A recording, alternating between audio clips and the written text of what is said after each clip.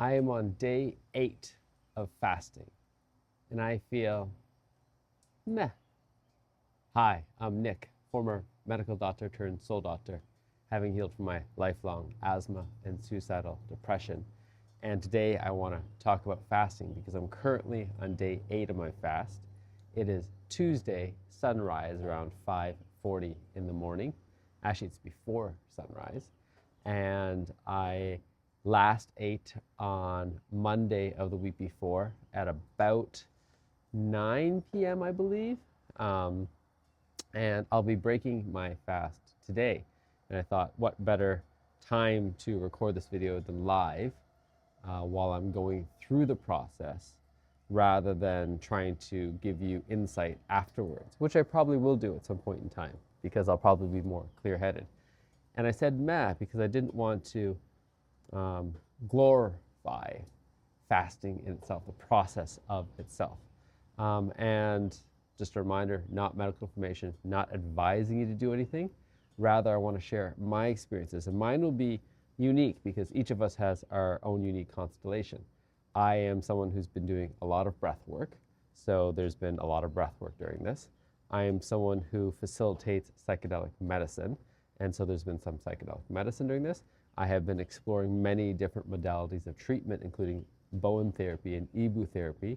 And so that has been experienced throughout this all as well. I've been going through forgiveness and other exercises. I do daily, essentially, coffee and urine enemas. And I am a reforming perfectionist. And I'm a father and I'm a husband. So there's so many unique constellations. This, in some ways, is much easier to do without kids, I believe. It's much easier to do in so many different ways. And as well, I have it easy. I don't have a regular 9-to-5 job. I don't have a physical labor job. I don't have other demands. I've got a lot of freedom in my life. And so that has been a real benefit. And so there have been some real challenges through all of this. There's the whole idea, and part of it for me is this isn't my first fast. So definitely don't recommend it for your first fast. But I have started fasting probably since about 2021 intermittently. I did intermittent fasting for a while, 16 hours.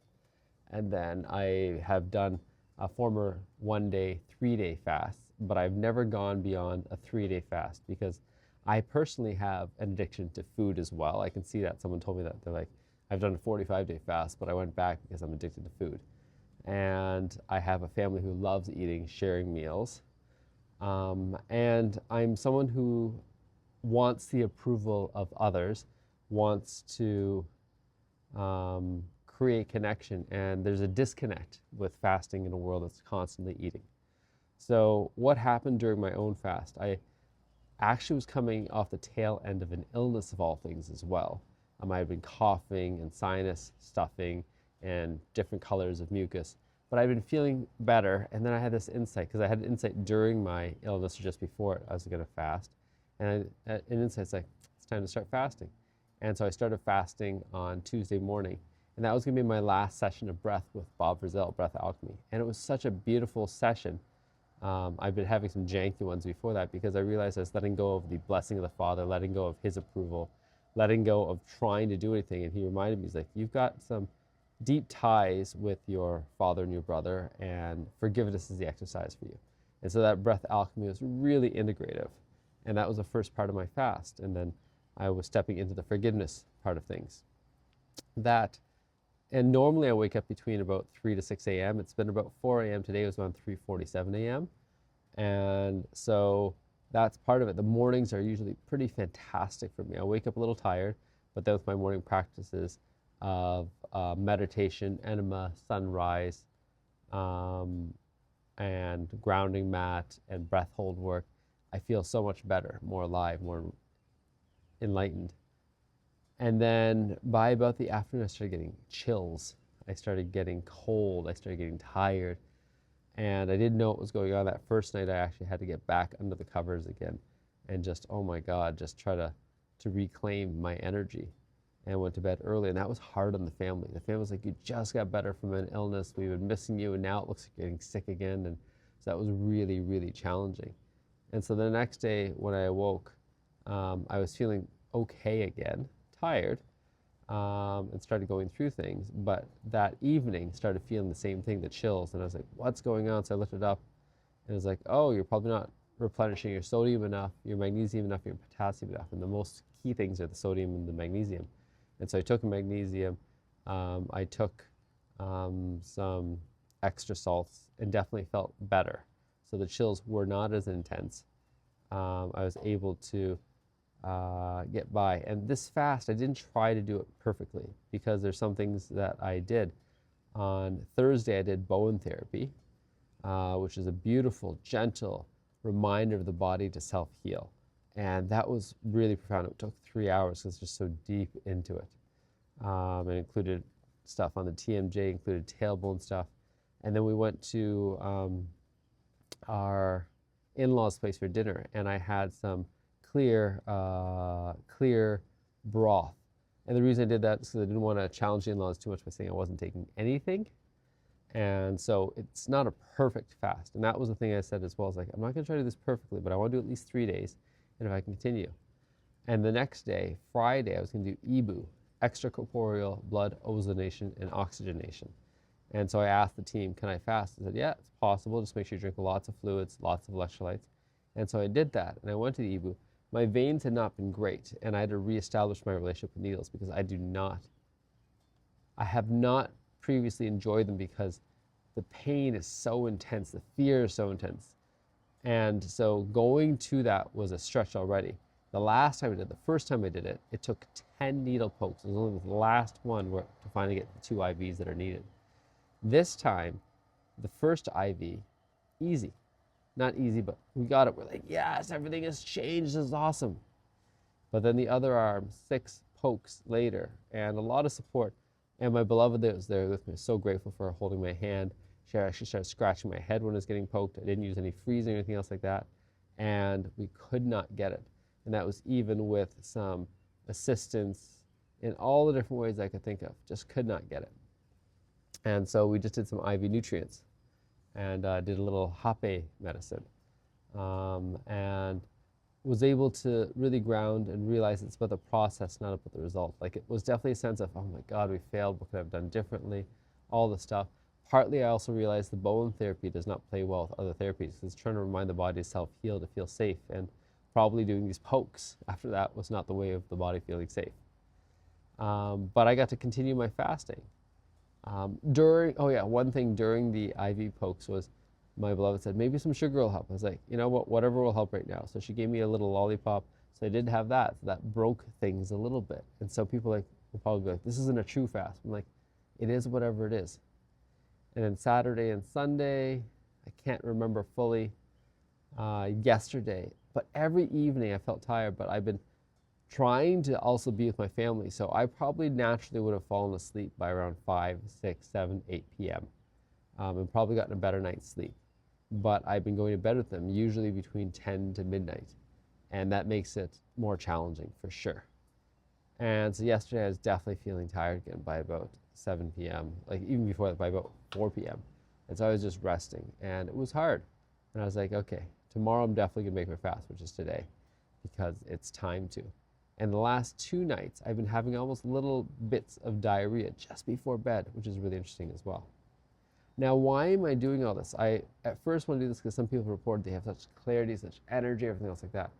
I have had some clarity, especially earlier on in the day. I have been looking at my visions more. I have been having some ideas more, but I haven't felt immensely better. I also haven't felt more energized to do deep workouts, which someone else has said before. I have been mobile, but not as mobile as I usually am, not as playful with my son as I usually am. And so I can't say that. But what I'm imagining is my body is clearing out toxins that have been there for a long time, things that I need to let go of or want to let go of. And so I imagine the next few months will feel much more clear than they have been. So that's my hope and intention for all of this. Otherwise, why am I doing it?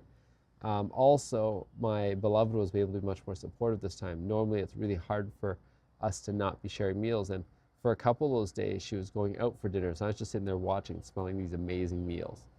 And so it was a practice for me. How do I be with this, be present with this, and also not partake in this? Um, and and the apoptosis, I weighed myself a couple days ago and I dropped 3 kilograms. And not surprising to lose some weight, but that's not the primary goal of this. I wasn't at a poor weight. I did have a little bit extra belly fat, but as I'm learning more, especially in these high EMF environments, especially in today's day and age and pollution, all that stuff, it may not actually be a bad thing to have a little bit of extra fat. It's your body trying to protect itself. It's trying to find homeostasis. So I'm not trying to fight the homeostasis of my body, but rather guide it towards how do I help you to lose a little bit of what you've been holding on to. And so my thoughts are that I'll probably be doing this again about once a quarter. I may not do it as long as this. I'm going to prioritize and learn a little bit more, and please feel free to throw in the comments how to better manage the energy, the chills, everything else like that, how to better manage my sleep flow, how to plan it out a little better, because this is a totally last minute thing. And my beloved was like, this is like you also almost think of a Vipassana meditation, but it was actually harder for you to be around than if you'd gone away, and then we had our freedom during that time. So we'll probably plan some of my fast where I'm away. I don't have to be here and then challenge everyone else's routine while I'm going through this. And make sure that everyone has the support. That's the thing as well. I'm realizing as well that as a family, how do I create the support before I drop into something like this so that everyone's having as good a time as possible? And that's the piece as well. I felt my kind of joy, enthusiasm, energy muted a little bit. It's been muted for a while now, a few months. And how do I step back in that joy, energy, enthusiasm? There's a little bit of excitement that's been missing. So hopefully this recalibrates that as well. The enemas, for the first about 4 or 5 days, were still, wow, there's still lots of things to clear. For about the last 3 days, it's more clear than it usually is. So it's just interesting to note. It's a reminder to me that I've been reminding myself and others, and this is from someone who's been doing daily enemas, is that the enemas aren't just there to clear the food that you're just having, but rather to clean up the excess crud that's been accumulating. And why I think that's important is the excess crud, for the most part, is the built-up stores of stuff that's kind of sticking around that doesn't need to stick around, and then allowing the body to reset. And for me, when I went to Hawaii for 3 months, I definitely did a lot fewer enemas because I felt like the energy, everything was much cleaner. And now that I've been back here, I'm like, how do I best support myself back in this kind of environment where I know I'm not optimally compatible with? And so that's why I'm always looking at what practices are going to help the most, because I want to be able to be here, to be with family, to be with connections, and not, there's a part of me that resents being here, and it's part of letting go of the resentment. And the last thing is there's definitely some periods where I felt more anger, more discomfort, more pains in the body. And I think this is bringing to light and to surface. There's less ability to hide the bullshit, to suppress, to try to go along to get along. And I think that's part of the beauty of the fasting, is it's bringing it up so that it can be integrated. And that's part of what I learned from working with Bob Frizzell, or was reminded of. Like, the resistance principle, whatever you resist persists. The willingness to do it is enough, the harmonizing principle. If you can actually just harmonize it, feel it fully, bring it into a positive context, which means just not making it negative, then these things can actually naturally clear. And most of what we're doing, I think we're doing logically, is probably because of stored, repressed emotions. And how do we actually let go of that? And part of what I've come to is I've realized that my parents have been such a gift for me. I'm living such a blessed life. And now it's working and coming to my partner, my beloved, is such a gift to me. That's why I get to live this blessed life. And sometimes I get to focus on, what do I not have? Oh my God, I don't have the freedom sometimes and all this stuff. It's like, what do I do have? I have all these hours, I have all this choice, I have all this support, I have all this love. I have a partner who's going through this journey with me of unlearning, of remembering, of connecting with people, of making miracles happen. How do I actually do more of that? So for those who've been thinking about a fast, this is the take that I can give you right now. I look forward to sharing more after I break the fast and what clarity comes out of that. Cheers. Ciao for now.